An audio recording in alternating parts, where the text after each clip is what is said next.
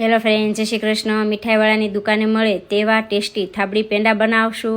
તેના માટે ફૂલ fat 1 litre દૂધ લીધું છે, વજનમાં 100 ગ્રામ ખાંડ લીધી છે, અડધી ચમચીથી ઓછી એટલી ફટકડી પાવડર લીધો છે. જો ફટકડી પાવડર તમારે આગળ ના હોય તો તમારે લીંબુ એડ કરવાનું.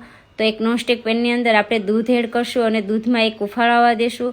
આ રીતે એક ઉફાળો આવે એટલે એક મુઠ્ઠી જેટલી અત્યારે હું ખાંડ એડ કરું છું. બાકીની ખાંડની આપણે કેરેમાઇલ કરીને એડ કરશું. તો 2 મિનિટ જેવું થાય એટલે ફટકડી પાવડર એડ કરશું. તો 2 મિનિટ થશે એટલે ફટકડી પાવડર એડ કરવાથી પનીર અને પાણી આ રીતના છૂટા છૂટા દેખાશે, પણ આ રીતે સતત હલાવવાથી પનીર એકદમ સોફ્ટ બનશે અને આપણા થાબડી પેંડા એકદમ સોફ્ટ એવા બનીને તૈયાર થશે.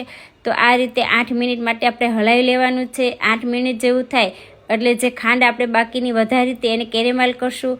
ગેસની ફ્લેમ મીડિયમ રાખી અને આ ખાંડને આ રીતે બ્રાઉન કલરની થાય ત્યાં સુધી કેરેમાઇલ કરી અને એડ કરશું. તો બીજી 7 થી 8 મિનિટ આપણે આ મિશ્રણને હલાવી લેવાનું છે. આ રીતે સતત હલાવવાથી થાબડી પેંડા આપણા એકદમ સોફ્ટ બનીને તૈયાર થશે. તો આ મિશ્રણ આ રીતનું એકદમ ઘટ થઈ જાય ત્યાં સુધી હલાવીને પેનને નીચે ઉતારીને આ માવાને ઠંડો થવા દેશું. ઠંડો થાય એટલે ઘીવાળા હાથ કરી અને પેંડા તૈયાર કરી લેશું. ઉપર આ રીતે મેં બદામ પાથરી છે. તો 2 કલાક આ પેંડાને ઠંડા થવા દેશું. તો એકદમ કણીદાર થાબડી પેંડા બનીને તૈયાર છે.